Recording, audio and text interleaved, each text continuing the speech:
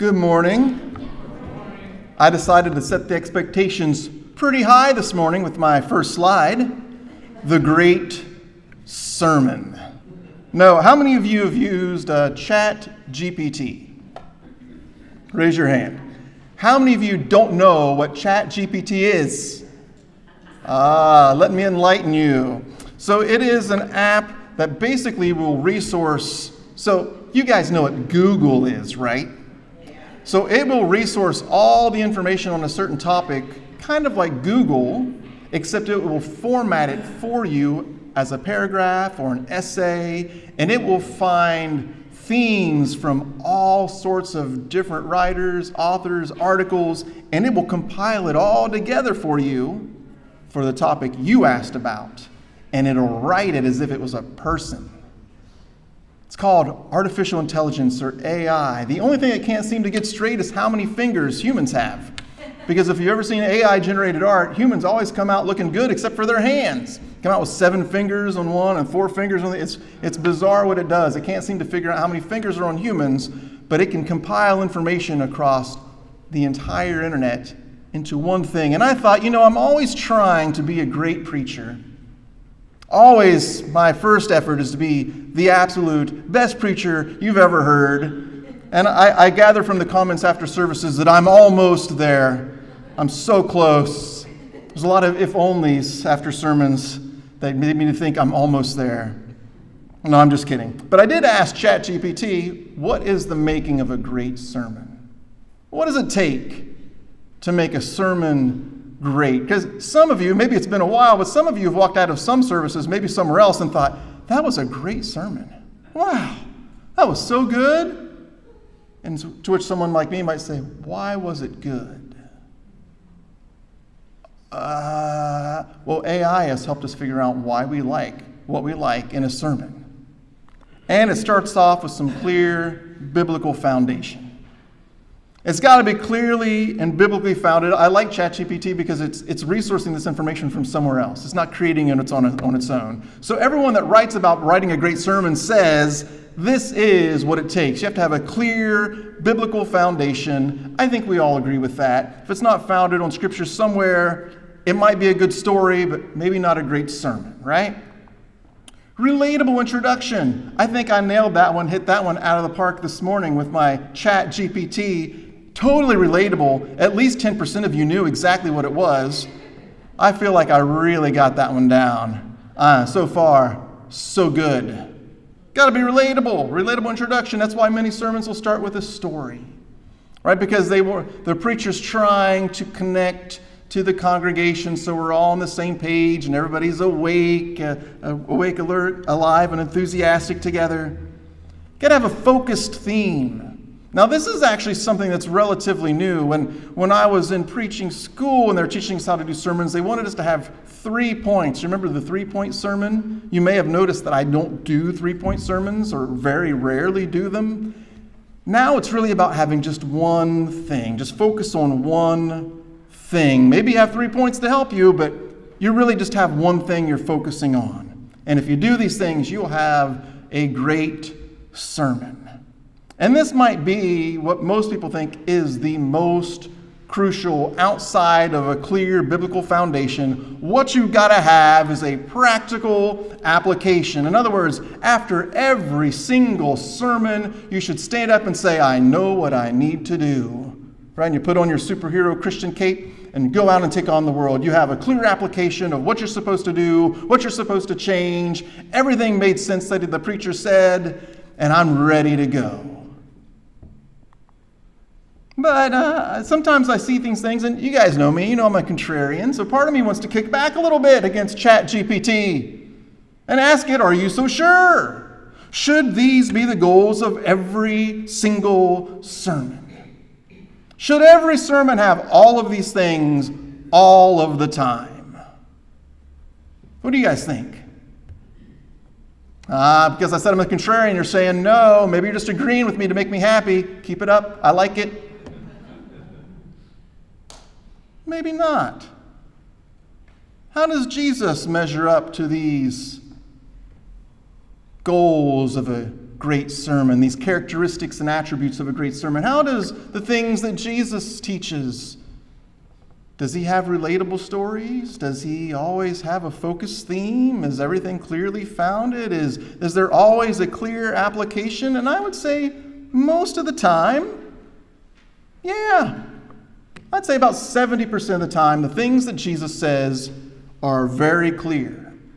The Sermon on the Mount for me is extremely clear. It's not confusing at all when he says, you're a light of the world, you're the salt of the earth. And he starts talking about Pharisees and how they behave compared to how they're supposed to behave. And he goes through, and it's very, very clear what we are supposed to do. You don't walk away from the Sermon on the Mount going, what does it all mean? Right? You know what it means, and you know what applications you're supposed to do. You may not do them, but you know what they are. The application is clear. The biblical foundation is clear. Sometimes, maybe the Sermon on the Mount, you might think, it's a little too clear. I need some ambiguity to kind of wiggle free from some of these obligations I feel like I have to meet now, right? Maybe a little too clear. But then Jesus has these other things that he does. He tells these stories, and we've been on the parables of Jesus. We're going to read 2 parables today. One of them is one that you know what it means, but you only know what it means because later on in a part we're not going to read, Jesus tells us what the parable means. But just, you have to imagine. Imagine you've never heard this parable before. It's going to be extremely hard for most of us because we've heard it since we were little people. But just do your best. See if you were sitting there on a hillside somewhere and Jesus told this story, if you would immediately know what it means and walk away saying, I know what I need to do. Listen, he begins a story. A farmer went out to sow his seed. So far, so good. It's relatable.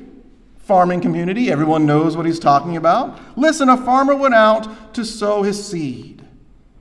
As he was scattering the seed, some fell along the path, and the birds came and ate it up. Some fell on rocky places where it did not have much soil. It sprang up quickly because the soil was shallow. But when the sun came up, the plants were scorched and they were withered because they had no root. Other seed fell among the thorns, which grew up and choked the plants, so they did not bear grain.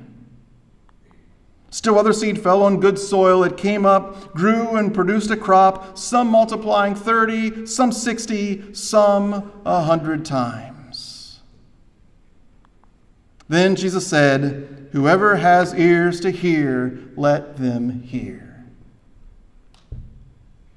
Now, he doesn't stop talking here, but imagine he did. Imagine that was the end of the sermon. Imagine how my sermon might end later today.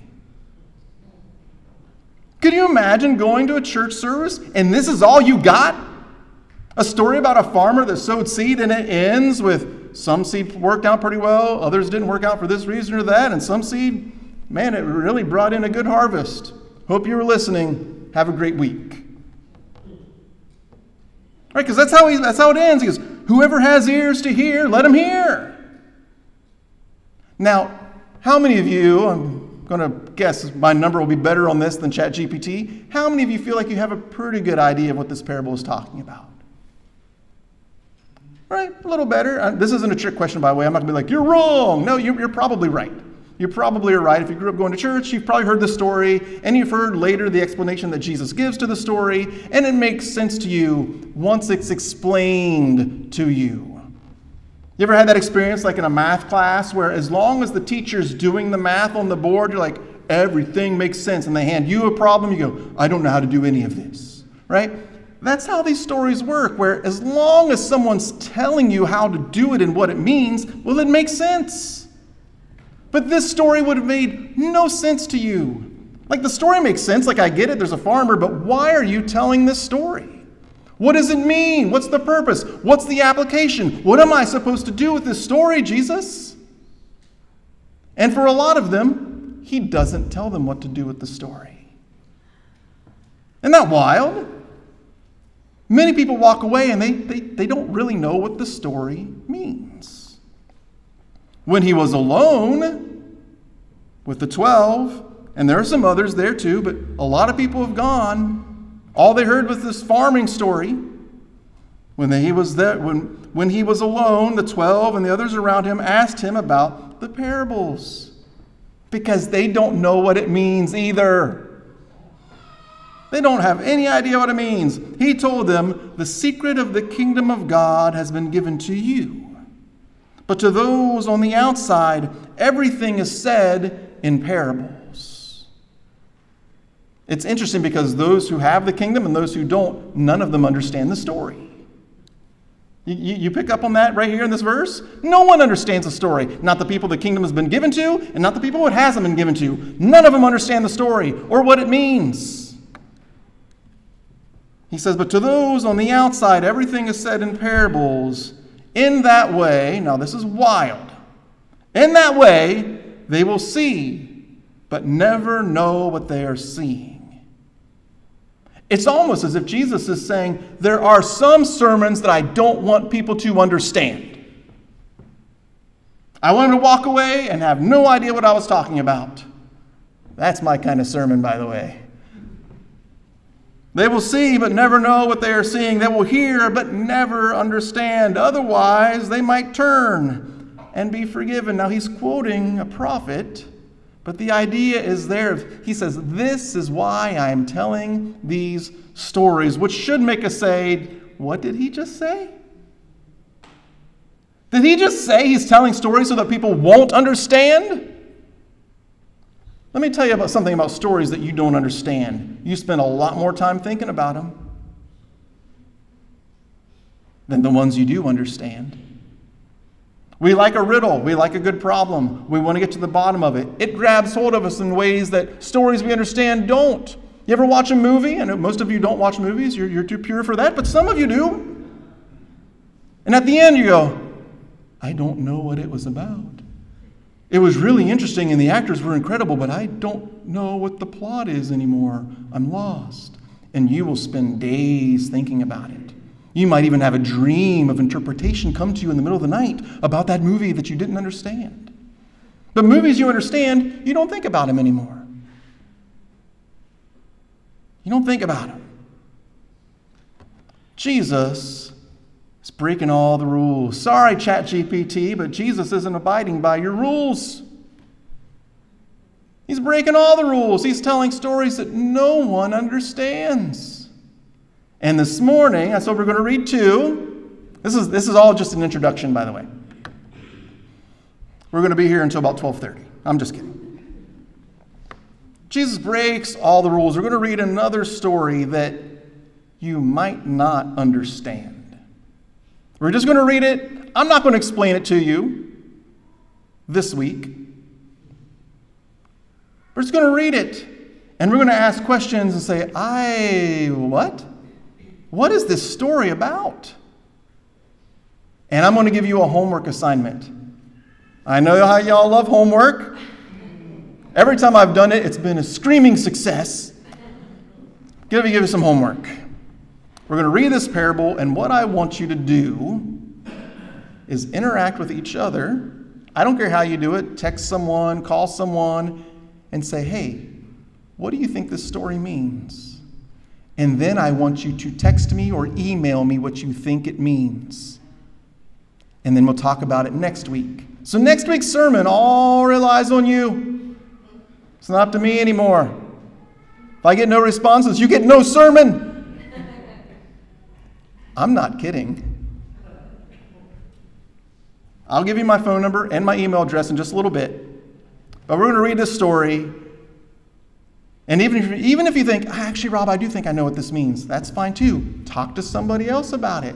Get your thoughts put together. Send them to me. And then we'll talk about your ideas and my idea, and we'll come up with a sermon together. It'll be fun. It'll be relatable at least, because it'll be your ideas. Luke chapter 16. Jesus told his disciples, there was a rich man whose manager was accused of wasting his possessions. So he called him in and asked him, "What is this I hear about you? Give an account of your management, because you cannot be manager any longer."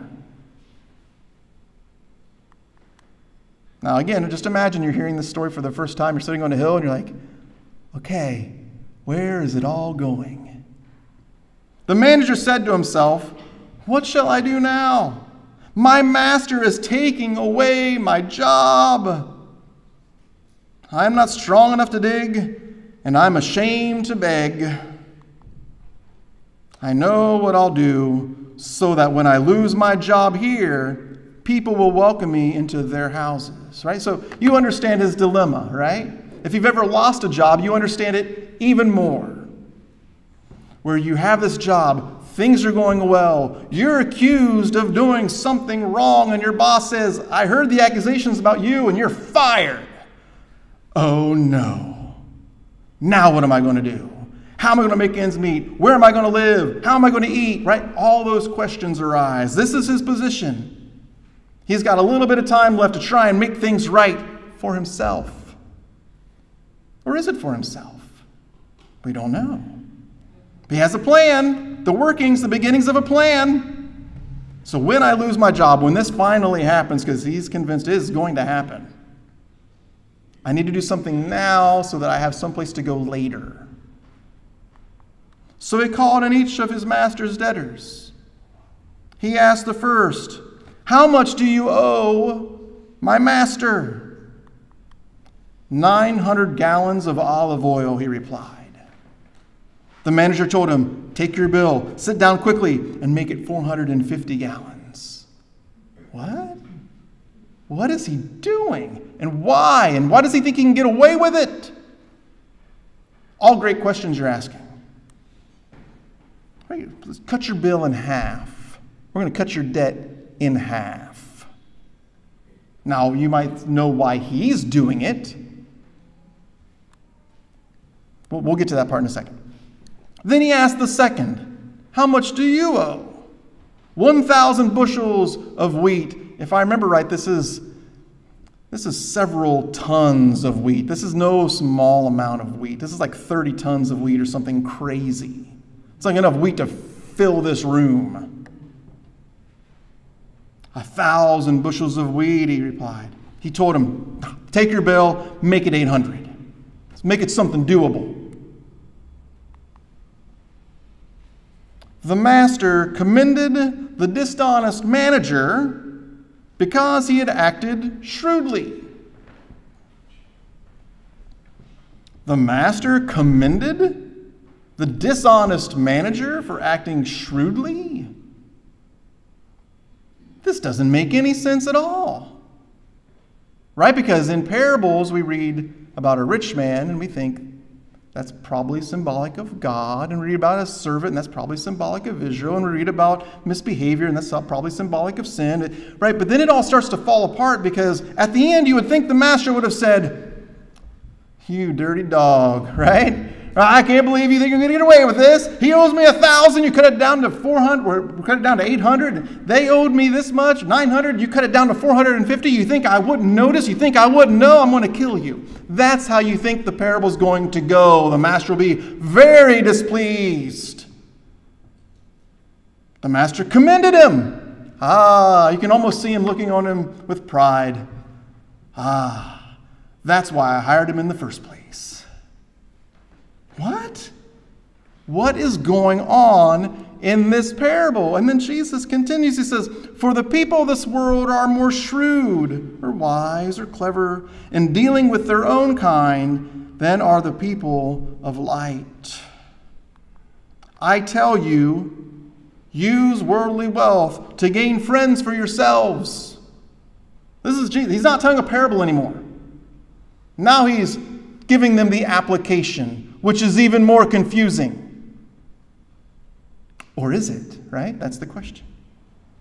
Use worldly wealth to gain friends for yourselves, so that when it is gone, you will be welcomed into eternal dwellings. Questions, anyone? Or is it pretty crystal clear? Jesus wraps up his story and everyone walks home and says, folks, I think I know what we need to do. We need to be dishonest managers. That's what we need to do.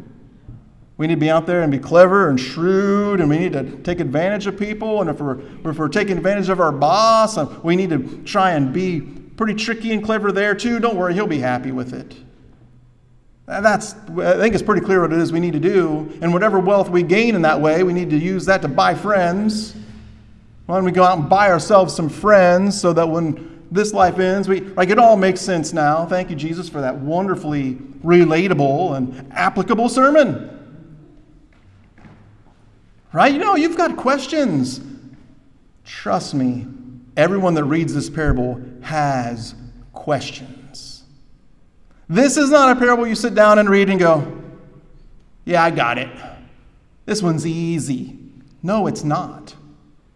It's not easy. And if it doesn't feel easy to you, don't think, man, I'm just not smart enough to get these things. Not many are. So what are some of the questions we might have? Was the rich man in the story actually God? Was it not God? You better be writing these questions down because you might want to try and find some answers to them for next week.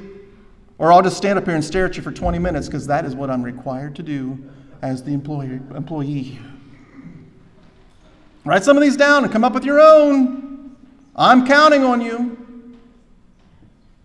Is the rich man God or not? Is the dishonest manager, is that supposed to be Israel or not? Are we supposed to act like this guy or not? And if so, in what ways are we to do it? In what ways maybe are we not to do it? Does he actually lose his job? Or does he not lose his job? And maybe the main point is, why is Jesus even telling this story? Because he just broke all of the ChatGPT rules of a good sermon. But honestly, I don't think he did. And what I hope is you walk away from here going, I do not understand that story at all. But I'm going to. I want you to be curious. So many people rely on their preachers to tell them what to do and what to think and what to believe. And I want us to develop a curiosity so that we go in ourselves and think, what does it mean? All right, here's my phone number. You ready? 619-719-0655. That's my number. It's also in the directory in case you don't have anywhere to write it down. It's in the directory. My email is Roberto, for the white among us, Roberto, .coyle, COYLE, @gmail.com. And if you've ever been part of a church chain email, I'm in there too. You probably already have me. Get together. Talk amongst yourselves. Why is Jesus telling this story? What are the answers to these questions? And then send your answers to me. I'm expecting 4 to 5 messages from groups of you. What I do not want is one message from Ignacio because of the brain of Ignacio thought Ignacio thinks it means this, and that's what Ignacio said. I want to know what Ignacio and his group think it means. I don't want to know what Ignacio thinks it means. No offense. Get together. Answer some of the questions. Or even just say, I don't know what it means, but here are some more questions that I have as I read it. And then you all get to hear what Rob thinks, which is not any more important than what anyone else thinks. So, how am I going to end this sermon? How do you wrap it all together, Rob? I do it with a slide. To be continued. So if you want to know and participate in this two-part sermon, it's up to you. It's up to you. Participate. Participate. Get together. We'll discuss it more next week. And now as you're sitting there thinking, but what am I supposed to take away? Homework. The immediate application is homework. That's your application. Go learn something and we'll come back and discuss. Perry, you can make your way up. I'm all done.